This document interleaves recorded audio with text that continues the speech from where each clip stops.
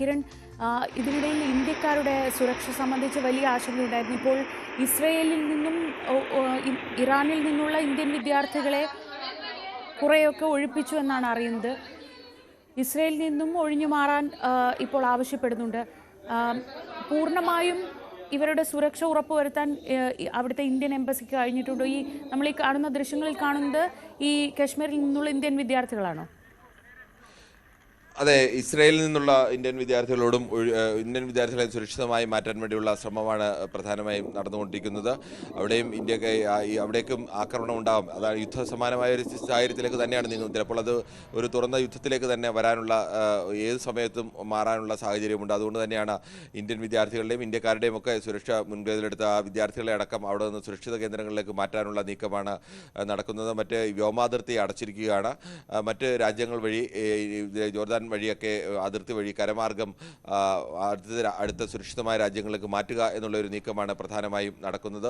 രണ്ട് ഭാഗത്തും ടെഹ്റാനിലും ഇന്ത്യൻ വിദ്യാർത്ഥികളും ഇന്ത്യക്കാരും ഒക്കെ ഉണ്ട്. ഇസ്രായേൽ കൂടുതലായി ഇന്ത്യക്കാരുണ്ട്. അപ്പോൾ ഇവരുടെയൊക്കെ സുരക്ഷ തുറന്നൊരു യുദ്ധത്തിലേക്ക് പോവുകയാണെങ്കിൽ അവരുടെയൊക്കെ സുരക്ഷ ഇന്ത്യയെ സംബന്ധിച്ച് പ്രധാനമാണ്. അതുകൊണ്ട് തന്നെ അവരെ സുരക്ഷിതമായി മാറ്റാൻ വേണ്ടിയുള്ള നീക്കങ്ങളും ആരംഭിച്ചിട്ടുണ്ട്.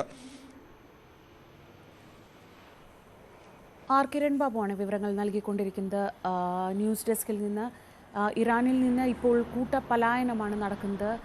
ടെഹ്റാനിൽ നിന്ന് പൂർണ്ണമായും ആളുകൾ ഒഴിഞ്ഞു പോകണമെന്ന് ഇപ്പോൾ ഡൊണാൾഡ് ട്രംപ് കൂടി പറയുന്ന സ്ഥിതിക്ക് ആക്രമണം കൂടുതൽ രൂക്ഷമാകുമെന്ന് തന്നെയാണ് നമ്മൾ മനസ്സിലാക്കേണ്ടത്. ഇന്നലെ വൈകിട്ട് വന്ന ദൃശ്യങ്ങൾ ഏറെ ഭയപ്പെടുത്തുന്നതായിരുന്നു.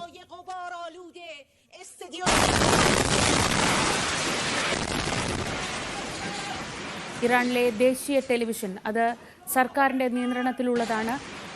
ആ സ്റ്റേറ്റ് ഓൺ ടെലിവിഷൻ അവിടെ ആക്രമണം നടക്കുന്നതിനിടെ ആ ടെലിവിഷൻ ചാനൽ പ്രവർത്തിക്കുന്ന ബിൽഡിങ്ങിന് നേരെ ഉണ്ടായ ആക്രമണത്തിൻ്റെ ദൃശ്യങ്ങളാണ് നമ്മൾ ഈ കാണുന്നത്.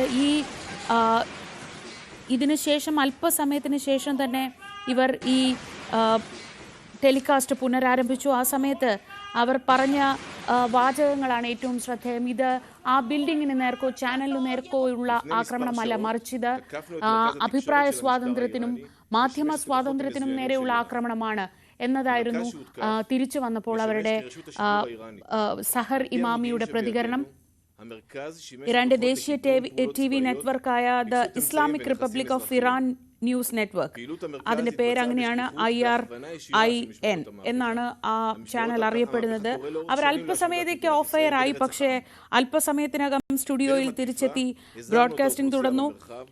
ഇറാൻ TV അല്പസമയത്തിനകം നിശബ്ദമാകുമെന്ന ഇസ്രായേൽ പ്രതിരോധ മന്ത്രിയുടെ ഒരു വെല്ലുവിളി നടന്ന് അതിന് തൊട്ട് പിന്നാലെയാണ് ഇങ്ങനെ ഈ ഇറാന്റെ ദേശീയ ചാനലിന് നേർക്ക് ആക്രമണം ഉണ്ടായത്. ഒരുപക്ഷെ നമ്മൾ ആദ്യമായാണ് അങ്ങനെ ഒരു ദൃശ്യം, ഒരു യുദ്ധത്തിനിടയിൽ ഇങ്ങനെ അവിടുത്തെ മാധ്യമ സ്ഥാപനത്തിന് നേരെ ഒരു ആക്രമണം ഉണ്ടാകുന്ന ദൃശ്യം തത്സമയം കാണുന്നത് എന്ന പ്രത്യേകതയുണ്ടായിരുന്നു. അന്താരാഷ്ട്ര മാധ്യമങ്ങളിലെല്ലാം ഇന്നത്തെ ദിവസത്തെ ഏറ്റവും പ്രധാനപ്പെട്ട കാഴ്ചയും വാർത്തയും ഇത് തന്നെയാണ്. തിരിച്ച് ഇനി സയനിസ്റ്റ് ചാനലുകൾ അല്പസമയത്തിനകം നിശബ്ദമാകുമെന്നൊരു വെല്ലുവിളി ഇറാന്റെ ഭാഗത്തു നിന്നും ഉണ്ടായിട്ടുണ്ട്. അതായത് ഇസ്രയേലിലേക്ക്, ടെലവീവിലേക്ക് ആക്രമണം നടത്തും. ആ ആക്രമണം കൃത്യമായി ഇസ്രയേലിൻ്റെ മാധ്യമ സ്ഥാപനങ്ങളെ ലക്ഷ്യമിട്ടായിരിക്കും എന്ന ഒരു മുന്നറിയിപ്പ് ഇപ്പോൾ ഇറാന്റെ ഭാഗത്തു നിന്നും വന്നിട്ടുണ്ട്. ഇന്നലെ വൈകിട്ടോടെ ഉണ്ടായ ഈ ആക്രമണത്തിൽ കാര്യമായ നാശനഷ്ടങ്ങൾ ഉണ്ടായിട്ടുണ്ട്. തിരിച്ച് ഇസ്രയേലിൻ്റെ ഭാഗത്തേക്ക് ഇറാനിൽ നിന്നും വലിയ ആക്രമണം തന്നെയാണ് ഉണ്ടാകുന്നത്.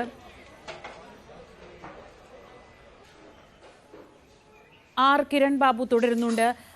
കിരൺ, ഒരുപക്ഷെ നമുക്കറിയാം ഇറാന്റെയും ഇസ്രായേലിൻ്റെയും ഒക്കെ ഒരു വലിപ്പമൊക്കെ പരിഗണിക്കുമ്പോൾ, അല്ലെങ്കിൽ സൈനിക ശേഷി പരിഗണിക്കുമ്പോൾ, അങ്ങനെ ഒരുപാട് ദിവസം ഇറാന്റെ ഭാഗത്തു നിന്ന് ഒരു പ്രതിരോധം ഇസ്രായേൽ പ്രതീക്ഷിക്കുന്നില്ല. പക്ഷേ ഈ ആദ്യഘട്ടത്തിൽ നമ്മൾ കാണുന്നത് എങ്ങനെയാണോ ഇസ്രായേൽ ആക്രമിക്കുന്നത് അതിന് തുല്യമായ രീതിയിൽ ഇറാന്റെ ഭാഗത്തു നിന്ന് ഒരു പ്രത്യാക്രമണം. ഇറാന് പഴയ രീതിയിലുള്ള പിന്തുണയില്ല. അവരെ മുമ്പ് സഹായിച്ചു കൊണ്ടിരുന്ന എല്ലാവരും ദുർബലരായിരിക്കുന്ന ഒരു സമയത്ത് അങ്ങനെയൊരു പ്രത്യാക്രമണം, പ്രതിരോധമൊന്നും ഇസ്രായേൽ പ്രതീക്ഷിച്ചിരുന്നില്ല എന്ന് തോന്നുന്നു. പക്ഷേ ശക്തമായ മിസൈൽ ആക്രമണം ഇറാന്റെ ഭാഗത്തു നിന്ന് അങ്ങോട്ടും ഉണ്ടാകുന്നുണ്ട്. ഇറാനിലും ഇസ്രായേലിലും കാര്യമായ നാശനഷ്ടങ്ങൾ വരുത്താൻ ഇറാന് കഴിയുന്നുണ്ട്. ഇറാന്റെ ഭാഗത്തു നിന്നുള്ള പ്രത്യാക്രമണം ഇപ്പോൾ എങ്ങനെയൊക്കെയാണ്? ശ്രീജ, ഈ ഇറാൻ ഇസ്രായേൽ രണ്ട് രാജ്യങ്ങളുടെ ആയുധ ബലവും അവരുടെ ബാക്കി ബലങ്ങളൊക്കെ പരിശോധിച്ചാൽ സ്വാഭാവികമായും ഇസ്രായേലുമായി അങ്ങനെ പിടിച്ചു നിൽക്കാൻ കഴിയുന്ന ഒരു ശക്തിയുള്ള ആയുധം കൊണ്ടോ അല്ലെങ്കിൽ സാമ്പത്തിക ശേഷി കൊണ്ടോ അല്ലെങ്കിൽ മറ്റേ ബന്ധു ബലം എന്നൊക്കെ പറയുന്നത് പോലെ ലോകത്തെ പ്രധാനപ്പെട്ട രാജ്യങ്ങളുടെ പിന്തുണ കൊണ്ടൊന്നും അങ്ങനെ പിടിച്ചു നിൽക്കാൻ കഴിയുന്ന ഒരു രാജ്യമല്ല ഇറാൻ. ചൈനയുടെ പിന്തുണയൊക്കെ ഉണ്ട് എന്ന് പറയുമ്പോഴും ചൈന അമേരിക്ക ഒരു വിഷയം വന്നാൽ മറ്റു രാജ്യങ്ങളുടെ വിഷയത്തിൽ ഇടപെടുന്നത് പോലെ ചൈന അത്തരം ഘട്ടങ്ങളിൽ നിന്നും അങ്ങനെ തുറന്ന ഒരു ഇടപെടലിന് പലപ്പോഴും തയ്യാറാവുന്ന ഒരു രാജ്യം കൂടിയല്ല. പക്ഷേ അതെല്ലാം ആ കണക്കൂട്ടലുകളെല്ലാം ഞെട്ടിച്ചുകൊണ്ടായിരുന്നു ഇറാന്റെ ഭാഗത്തു നിന്ന് അതിശക്തമായ തിരിച്ചടി ഇസ്രായേലിന് മേലുണ്ടായത്. ഇസ്രായേൽ ടെൽ അവീവിലടക്കം വൈഫയിലും ടെൽ അവീവിലടക്കം അതിശക്തമായ വ്യോമാക്രമണം നടത്താൻ ഇറാന് കഴിഞ്ഞു എന്നുള്ളത് ആ രണ്ടുപേരുടെയും ശക്തി പരിശോധിച്ച് നോക്കുമ്പോൾ ഇറാനെ സംബന്ധിച്ച് അത് ഇറാൻ നൽകിയ കനത്ത തിരിച്ചടിയാണ് എന്നത് കൂടി പറയണം. ഔദ്യോഗിക കണക്കനുസരിച്ച് തന്നെ ഇസ്രായേൽ ഇപ്പോൾ 24 പേരുടെ മരണം സ്ഥിരീകരിച്ചിട്ടുണ്ട്. അത് ഏകദേശം 100-നടുത്തോളം മരണം വരും എന്നുള്ളതാണ് അനൗദ്യോഗികമായ കണക്കുകൾ. അത്രയേറെ പേരുടെ ജീവൻ നഷ്ടപ്പെടാനും അത്രയേറെ വലിയ കെട്ടിടങ്ങൾ ഇസ്രായേലിലുള്ള ഇന്ത്യൻ വിദ്യാർത്ഥികൾ തന്നെ നൽകിയ വീഡിയോ നമ്മളടക്കം നൽകിയിരുന്നു. ആ വീഡിയോയിലടക്കം കാണാം ആകാശത്തുകൂടി നിരവധി മിസൈലുകൾ ഒരേ സമയം വന്നുകൊണ്ടേയിരിക്കുന്നു. ഇസ്രായേലിനെ സംബന്ധിച്ച് ഇസ്രായേലിന്റെ അയൺ ഡോം ആണ് ഈ മിസൈൽ പ്രതിരോധ കവചം എന്ന് പറയുന്നത്. ഈ അയൺ ഡോം ആകാശത്ത് മിസൈൽ എത്തിക്കഴിഞ്ഞാൽ അത് ആകാശത്ത് വെച്ച് തന്നെ തിരിച്ചറിഞ്ഞ് ഇസ്രായേലും ഇറാനും തമ്മിലുള്ള ദൂരം തന്നെ ഏകദേശം 1500-ഓളം കിലോമീറ്റർ ഉള്ള ദൂരമാണ്. ആ ദൂരം വരുന്ന സ്ഥലത്ത് നിന്ന് ആകാശത്ത് വെച്ച് മിസൈൽ എത്തിക്കഴിഞ്ഞാൽ ആകാശത്ത് വെച്ച് തന്നെ തിരിച്ചറിഞ്ഞ് അതിനെ അവിടെ വെച്ച് തന്നെ തകർക്കാനുള്ള സംവിധാനമൊക്കെ ഉള്ള ലോകത്തെ ഏറ്റവും ഫലപ്രദമായ പ്രതിരോധ സംവിധാനങ്ങളിൽ ഒന്നാണ് ഈ ഇസ്രായേലിൻ്റെ അയൺ ഡോം. പക്ഷേ ഈ അയൺ ഡോമിനെ കബളിപ്പിക്കാൻ വേണ്ടി 100 കണക്കിന് മിസൈലുകൾ ഒരേ സമയം വിക്ഷേപിക്കുക എന്നുള്ളതായിരുന്നു ഇറാൻ സ്വീകരിച്ച തന്ത്രം. അങ്ങനെ 100 കണക്കിന് മിസൈലുകൾ വരുമ്പോൾ അയൺ ഡോം തകർക്കുന്ന മിസൈലുകളുടെ എണ്ണത്തിലൊക്കെ കുറവുണ്ടാവും.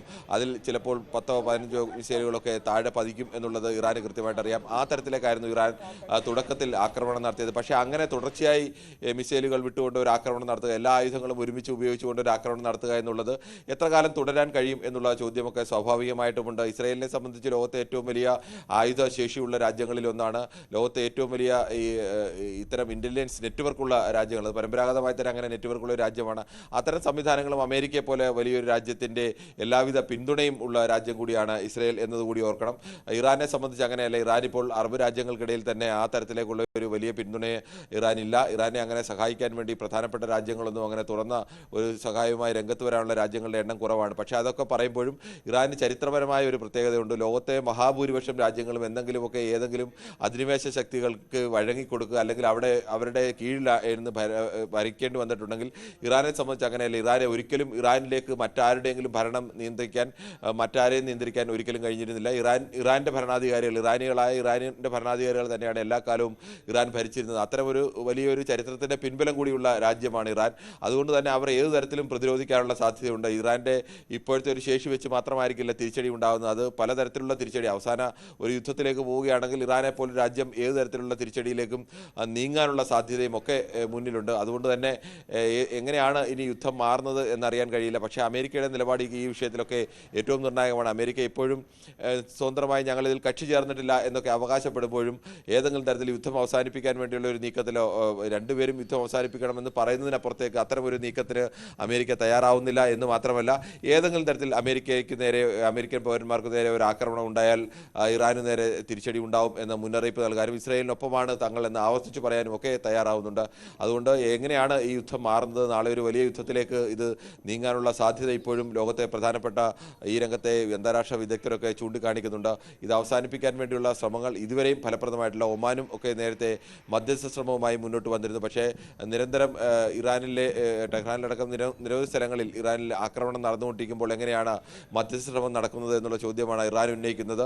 ഇസ്രായേൽ പ്രധാനമായും ബെഞ്ചമിൻ നെതന്യാഹു പറയുന്നത് അയത്തുള്ള ഖൊമേനിയെ പോലെയുള്ള ഇറാന്റെ ഏറ്റവും വലിയ ആത്മീയ നേതാവിനെ ഇല്ലാതായെങ്കിൽ മാത്രമേ, അദ്ദേഹത്തെ കൊല്ലുക എന്നുള്ളത് തന്നെയാണ് പച്ചമലയാളം, അങ്ങനെ ആയെങ്കിൽ മാത്രമേ ഈ സംഘർഷം അവസാനിക്കൂ എന്ന് പറയുന്നു. അങ്ങനെ ഒരു സാഹചര്യത്തിലേക്ക് പോയാൽ സ്വാഭാവികമായും ഇറാന്റെ പ്രതികരണം അത് മറ്റൊരു തരത്തിലാവാനുള്ള സാധ്യതയും വളരെ കൂടുതലാണ്.